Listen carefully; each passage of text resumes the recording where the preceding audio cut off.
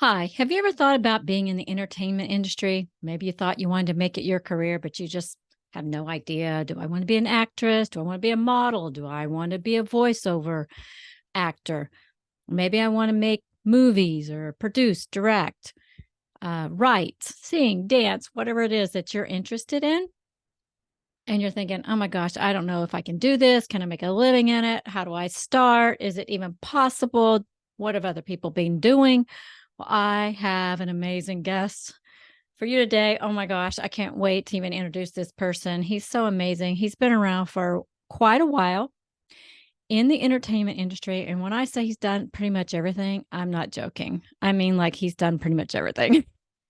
So this man has the goods. He knows the ups, the downs, the ins and outs, anything you want to know about the industry. So oh my gosh, I'm so excited. I can't hardly stand it. So if you're a fan of comic books, horror movies, Star Wars, Transformers, dinosaurs, I mean, my gosh, the list goes on. This man has done so much in the entertainment industry.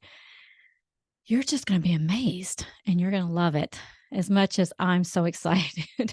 So I haven't met him yet, but I can't wait because I know his bio and I am just, oh my God, I just don't even know what to say. It's going to be fantastic. So stay tuned, hit the like button, subscribe. We're going to have so many great guests coming up in the future, and you're going to really want to be a part of this. So, and I want you to be a part of this. So here we go. This is going to be good.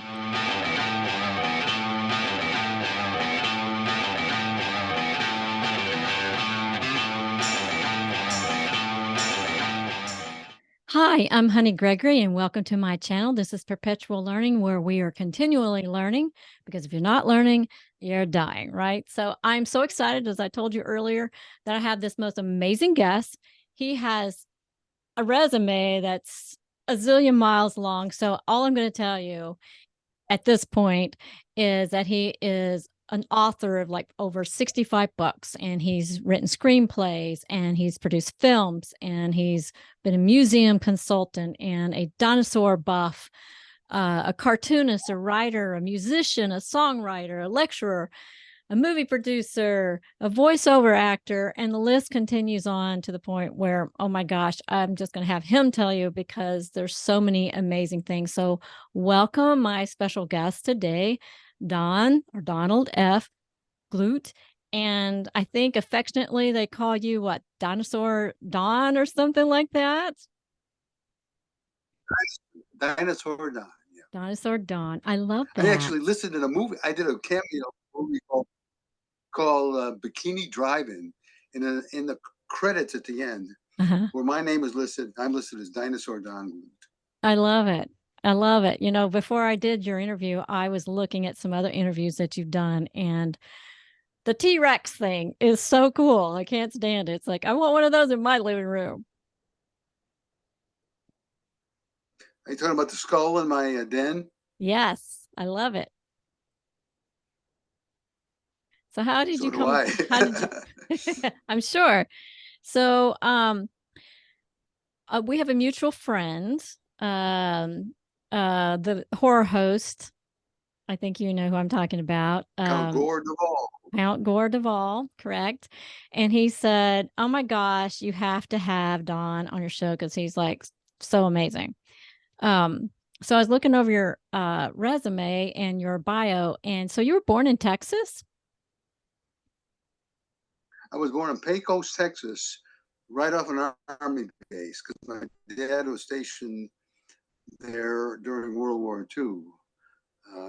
And so that's where my mother followed him out to Texas, and that's how I have to be born there. That is so cool. I was born in Texas, in Fort Worth, and I'm an Army You were? brat. Yeah, absolutely. Oh, great, great. Isn't that cool? Gotta love Texas. But then I hear you You moved. know, Go ahead. well, my family lived in Chicago. Right. So when my father enlisted in the Army Air Corps, he went out to, they sent him out to Texas, which is where he was in Pecos for a while. He was in El Paso.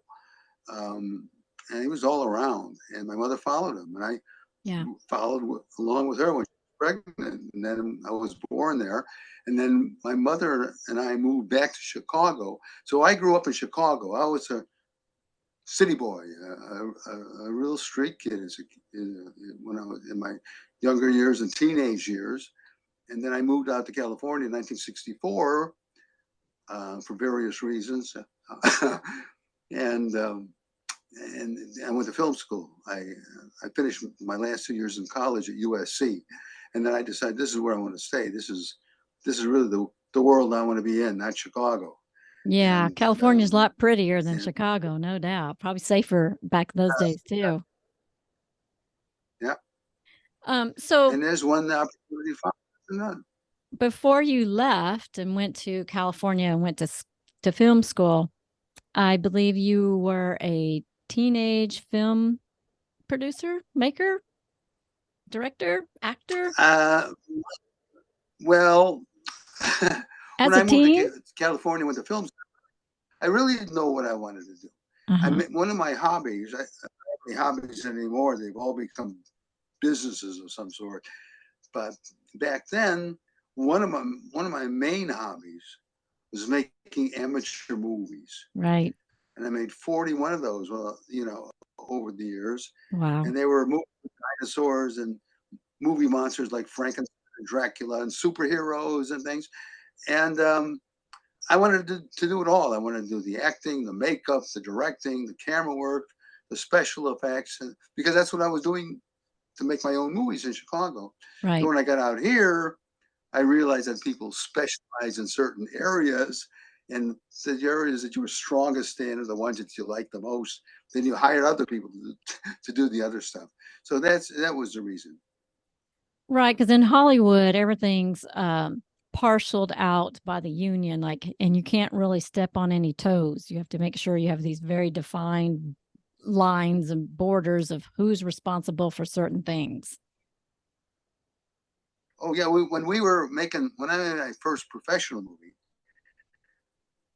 which was Dinosaur Valley Girls, which is going to be coming out any day now on Blu-ray. Um, we were out in the middle of a desert, and I had all these props, including these big casts of dinosaur bones. I had like a 6 foot long femur of a sauropod dinosaur, when it was with the long necks. And anyway, we did all our scenes, and then we finished. So we were going to move over to another location, but we had to clean up all the props and things we had. And Mm. I had like a dinosaur graveyard kind of thing with bones all over the place. So I just nonchalantly picked up this big dinosaur thigh bone and started to carry it away. And my first assistant director came up to me and yelled, "Don, you can't do that. You shouldn't do that." I said, "Why not?" And he said, "Well, I may finish his explanation. I could have had that bone back in the prop department, been Mhm. done with it." Because that's the way I work. Yeah. I'm think of efficiency and just getting it done and being a team player. So I don't mind moving props and that sort of thing, and painting walls, sets. If the job's got to be done, somebody's got to do it, and I don't mind if I'm there. Right. Well, in Hollywood, you can't do that because someone's gonna get their feelings hurt. You did their job or interfered. Yeah. So when you were doing all of your teenage movies, I saw one of you doing Batman and Robin because I was a huge Batman fan. So that one really caught my attention. But your love for movies and horror and superheroes goes way back to childhood, comic books and all of that, right? Right. I made my first amateur movie when I was 9 years old That's in my crazy. backyard, a dinosaur attacking the city movie. And I didn't make it because I wanted to make movies. I wanted to make it. I had just seen a movie called The Beast from 20,000 Fathoms in a movie theater, and I was just getting into dinosaurs. I love dinosaurs, and I wanted to be able to show that movie in my house because we had a 16 millimeter camera and a 16 millimeter movie projector. But in those days, there weren't you couldn't buy them on the home market. There was no VHS tapes, no Hmm. DVDs or anything. And the companies that were putting out movies for home distribution were just putting out things like cartoons and newsreels and maybe westerns and that was it. So I figured, aha, if I want to show that movie myself, I got to make it. Yep. And that's how it all started. And once I realized how much I loved the process of making a movie, I had all my little friends in it. I think my mother worked the camera because I didn't know how to work the camera yet, and that's where the movie making all started. That's fantastic. I love it. And I heard you say that your backyard and your alley and the area where you grew up was like the perfect backdrop for your teen movies. Yeah, when I was making those movies in Chicago, the most frequently used locations and sets were the basement in our house, the alley outside our backyard, and the local cemetery on Clark Street, which had all these old tombstones going back to the 1800s. And I found out recently that there were 13 Frankensteins buried there. That's So all crazy. those things, all those things gave a little authenticity to those old amateur movies. Yeah. And when I moved to California, advantage of those locations, Bronson Caverns with the tunnel and all that, and um, it's called production value. I didn't know what the term meant back then, but that's what that was. But yeah, you make do with what you've got. Yeah. And I shot some of the stuff in the backyard, but the alley was a great place to shoot, Yeah, I and bet. that cemetery. Well, you always hear people saying, "Well, I want to make a movie, but I don't know. I don't know, who to be in it or where to shoot it at or whatever. But if you want to make them bad enough, you'll just think something up. You'll make do." And with children have such great imaginations, they don't really think about, "Oh my gosh, this isn't the perfect place." They just think, "Oh my goodness, what cool things I can do here." And that makes a huge difference, which probably why your films turned out so great. Well, I've always been a problem solver and Hmm. figuring things out. I mean, today when a lot of kids are making really professional looking amateur films on their phone I know it's crazy, right? or on their computer, Hmm. and there are books and videos how to do it, how to do the special effects and everything. Well, there was nothing like that when I was a kid. You had to figure it all out as you went along, Right. and it was a great learning experience for me. Why I would Yeah. watch a movie on TV, and I was, how did they do that? Well, I can't afford probably what they did, so I could do it this way. Hmm. In some cases, it turned out to be the same way, just Oh, wow. less sophisticated level. Let's put. Right. Well, and you and I were talking about this a minute ago. We both grew up in that time when there was no cell phones, there was no computers, there was no on-demand movies or television or anything. You got what you got, and you had to have an imagination and play in the yard. And I remember making my own costumes for Halloween, and they just didn't hardly have any store-bought Yeah, ones. And I said, "Grandma, yeah, what can making the old. yeah, my grandma one year My said, mother was making "You're going to be a ghost. We're going to cut holes in a sheet." yeah, and they always look better than the ones you bought because you Yeah. buy the ones in the dime store or whatever. It would be like a plastic phony mask, and then Yeah. some kind of a tunic on the front would give the name of the character you're playing and a picture Yeah. of the character. I mean, so you don't look like the character at all. Right. But when you can make them yourself, you can do it, make them authentic. And I find when the kids show up at my door and I see on Halloween and I see homemade costume, to me that's a great joy Yeah. because I went through it myself and I know Yeah. what it was like. Yeah. It's cool. Well, I also heard while you were out in California that you were hanging out and playing rock and roll, and you knew the guys from the Monkeys. Hey, and the Monkeys. Da da da da da da da. We Right? know everybody. We That period of my life was unbelievable. The Mike 60s. Nesmith, I was in a band called the Penny Arcade, and Yeah. then our album has been released again on vinyl, and Awesome. it just and uh, Mike Nesmith was our producer, and but we used to hang out and rehearse at his house, and all the rockers besides the Monkees I didn't know the other guys very well as I knew Mike, but all these other people. I remember Danny Hutton coming into one of our sessions right before he joined Three Dog Night. Oh, We all cool. got to know Danny, and then suddenly there he was at Three Dog Night, and hanging out with Linda Ronstadt and people like that. Wow. Those were days. I'm so jealous. I would have loved it. I'm a rocker from way back. Yeah. Oh my gosh. My parents had me in the 60s, 1963, and they were young.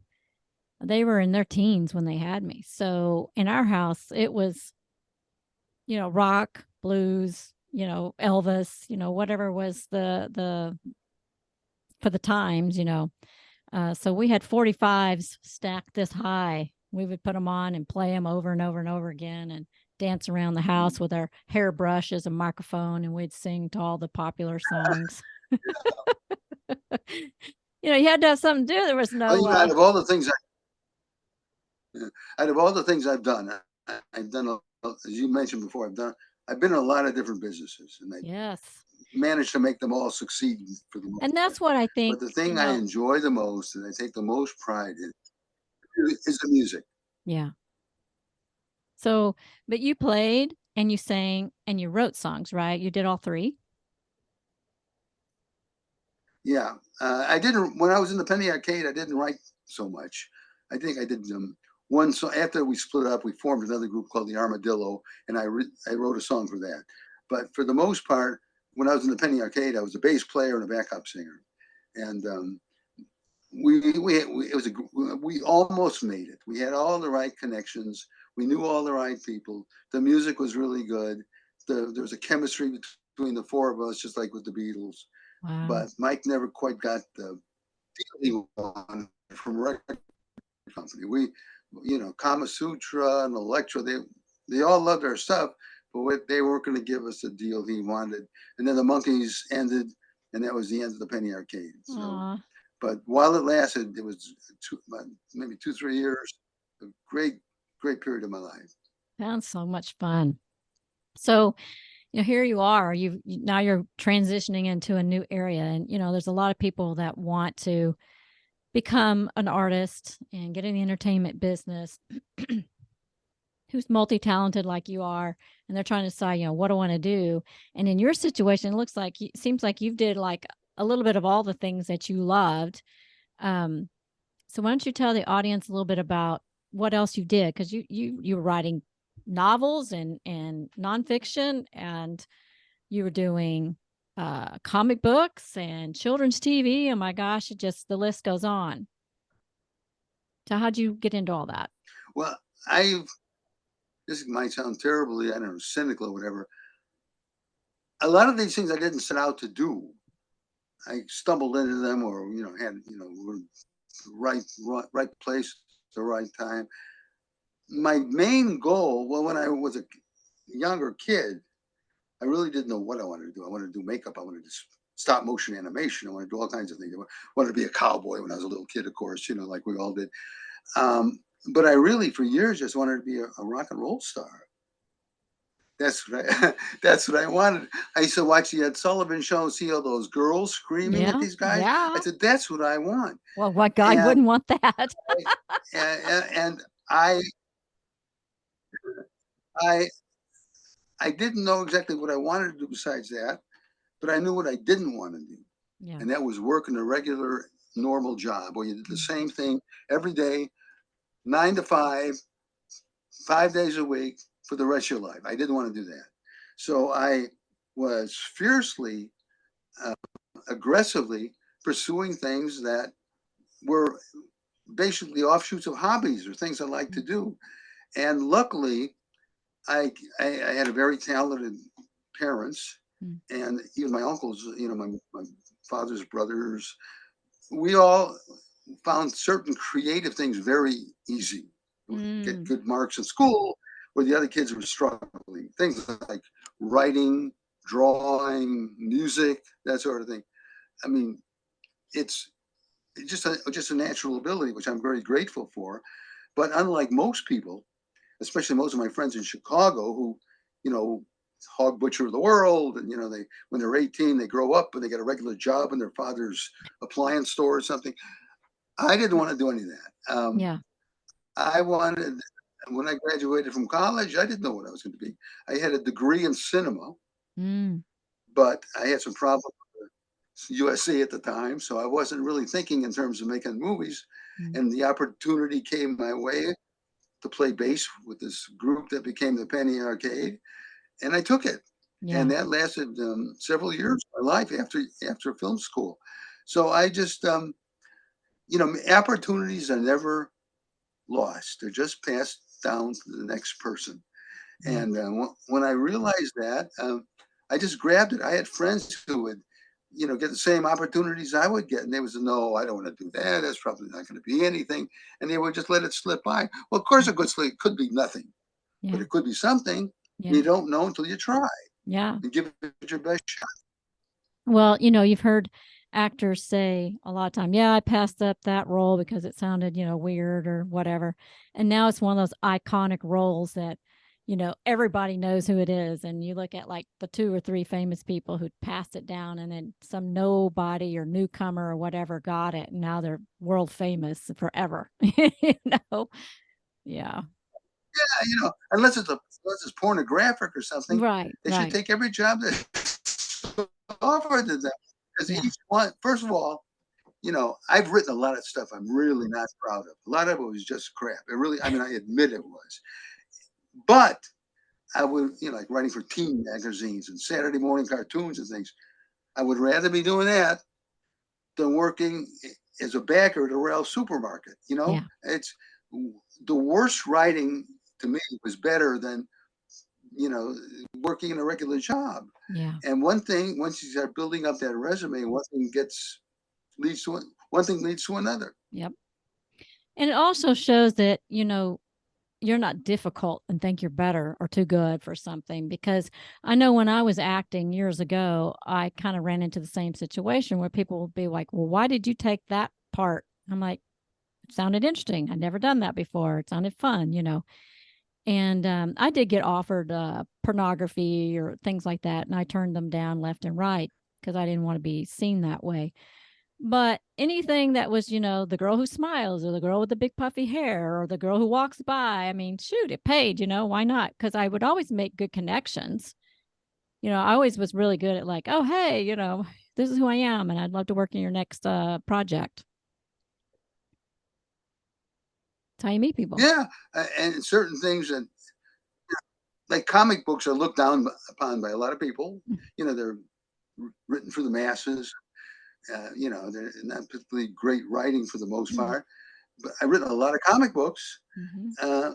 but they're fun. First of all, they're fun to write, Mm-hmm. and I'm doing that right now actually, and working for 2 horror comic magazines. One is called Shudder, and the other was called Vampirus Carmilla, and Yeah. now I'm the associate editor of those books, and I'm having a great time. I'm having a lot of fun writing these stories, and a lot of my writer friends would say, "Oh, I wouldn't lower myself." Well, the fact is, I'm writing those stories, and they're not writing anything. Yeah. They're sitting around, wondering, hoping their social security check will stretch out for the month. And Yeah. I get checks coming in all the time.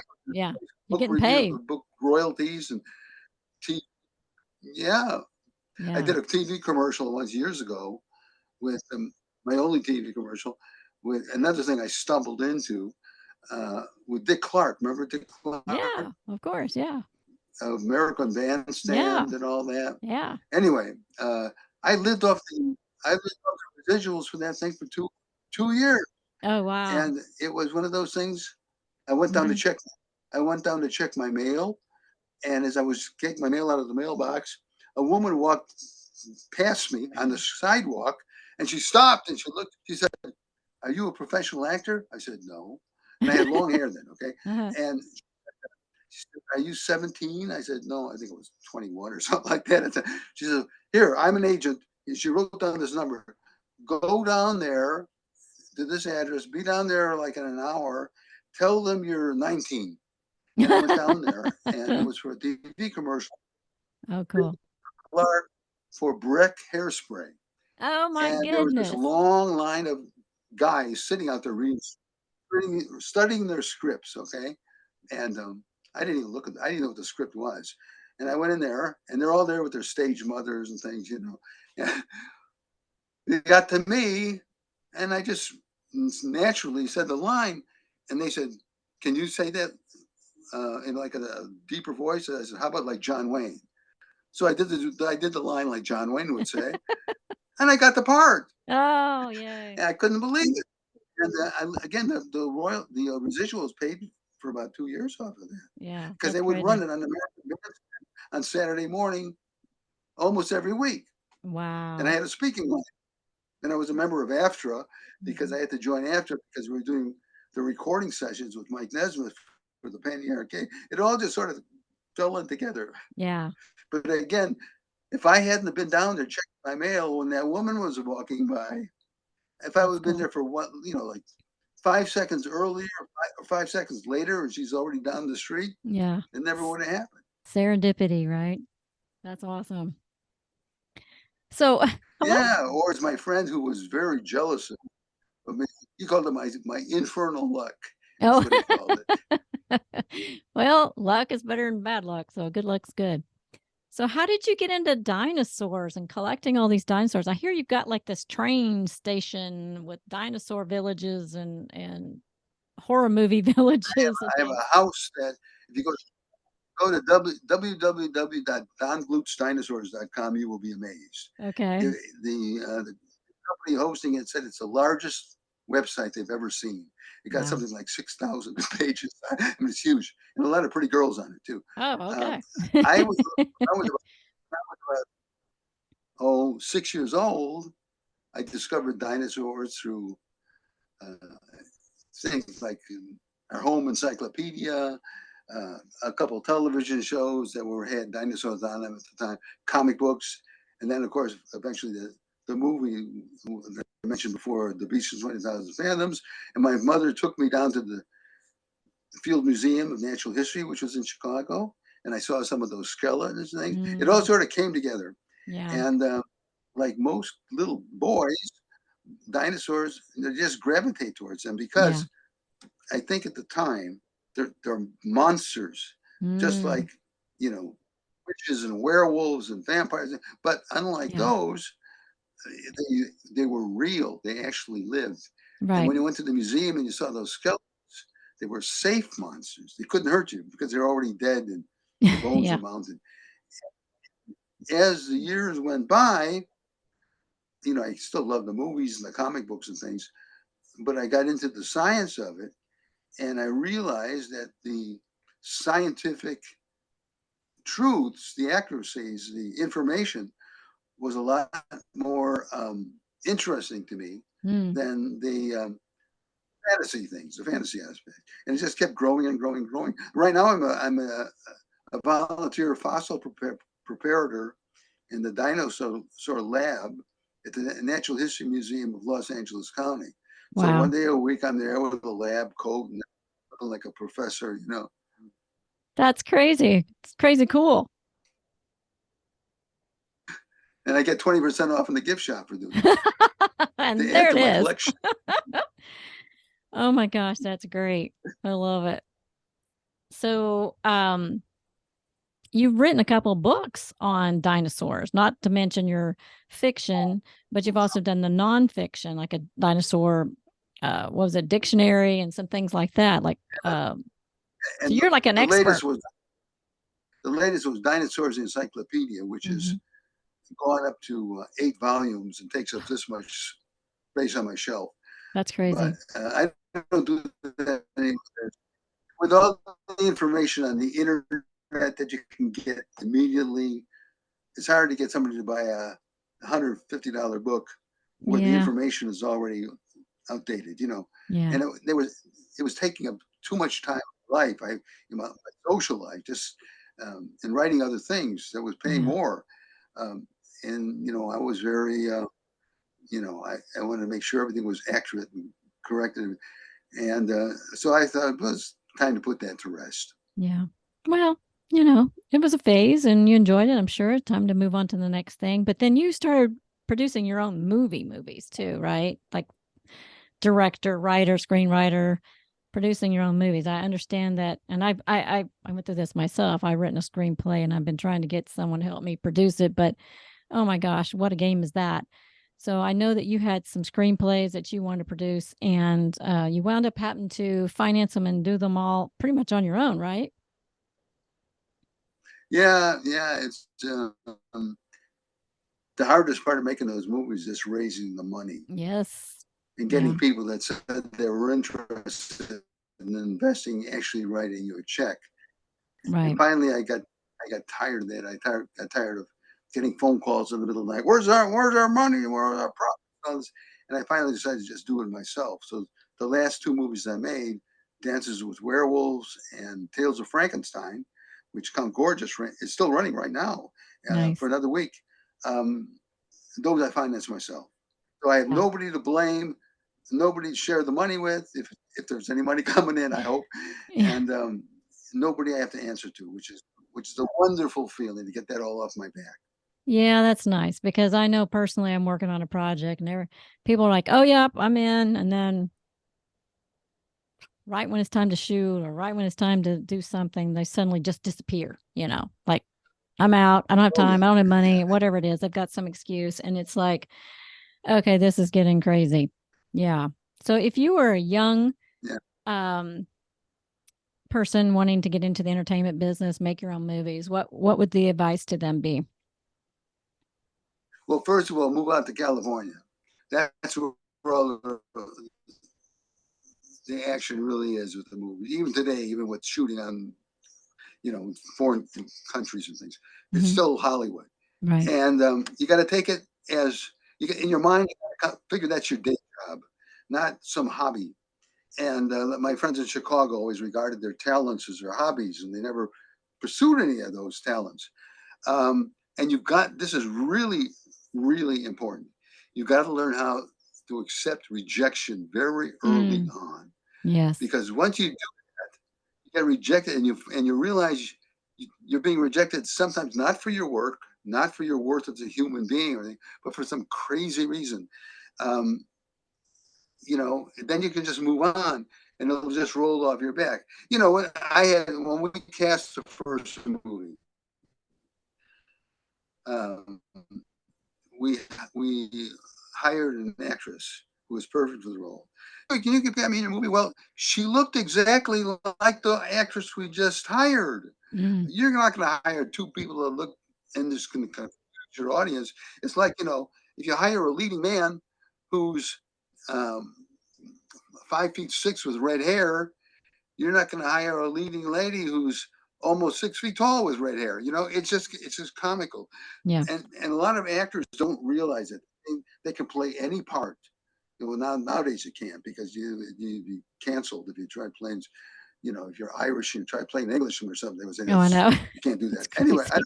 know if we've gotten that far yet, but actors and writers. I've known writers who've had a novel rejected, and they never wrote another novel.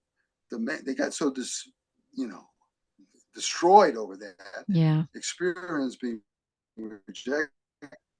The manuscript went in the drawer, and they never sent it out again. And you got to realize there are all kinds of, and it would take quite a while to talk about it, but I can give you some really incredible reasons that involve psychology why you can be rejected for something, even though your work might be perfect for the job. Yeah. Yeah. Yeah. And we can always set up another time if you want. We can dive in deep into some different things if you want to. Um, so I noticed that you said you had, what'd you call it? 3 rules of life. What are those? Yes. If you can't deduct it, don't spend it. A man's got to know his limitations, which I stole from Dirty Harry. And 3, now you got to think about this, and you can apply this one to a lot of different things, including drug addiction. Okay, if you can't outrun the mummy, you deserve to get killed. Those are my 3 philosophies of life, I and love they it, work. especially the last one. That's Do you great. remember those? those old mummy movies Yep. where the young guy is running, and the mummy is Yeah, the chasing, taking this. The guy is running at 45 RPM, and the mummy, is moving at 33 and a third. But the guy Yes. always runs in a cul-de-sac or Yeah. trips or something, and the mummy gets him. Right. They gotta get caught and stabbed or That guy something, deserves right? to get it. Yeah. Well, it's like in all horror Yeah. movies, the guy's coming with a knife, and what do, they run and hide someplace where there's 10 more knives or something really silly. It's like, what are you thinking? After everybody in the house has been killed by Yeah. after everybody in the old house has been killed by the Yeah. masked psycho with Yeah. the knife, Yeah. and you run out. Don't go back in the house. And they do it in all the movies. They go back in the house I and know. then they get slaughtered. You know, Or there's a spooky they're music and just, they're like walking to a room and if you're there's a if murderer in you're in a there. if you're in Western City, There's a murderer in there and they always go opening the yeah. door real slow. If it's yeah, if you're gonna go if you're living in Dodge City in the Old West, don't go and challenge Marshall Dillon to a shootout in the street. Yeah. He's going to Right. kill you. You know that when you go into it. Right. And it's all the same thing. Well, our time is almost up today. Is there anything else you want to add or what do you want to do? Well, people just should check out my websites, Right. I'll which put all is my those main links one is below. I'll put all those links down there. www.donleftglut.com. I've got four more websites. Two are for production companies, Frontline Entertainment and Pecosborn. Pecosborn Productions is my new company, and it's the name of Pecosborn because I was born in Pecos. Right. And then I have one for my current uh, recording business, where I have a lot of songs written and recorded by me and a friend, about paleontology. I mean, but I know it sounds stuffy and crazy, but it's dinosaur rock and roll for grown-ups that you won't be embarrassed to play at a party. And then I have the dinosaur website, Don Glut's Dinosaurs. But if you go to donleftglut.com, all those will be listed somewhere.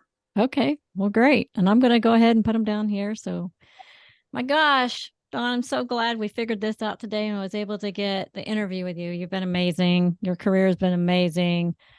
I can't believe I hadn't heard of you until Count told me all about you. But I feel very fortunate to have spent this time with you today. Thank you.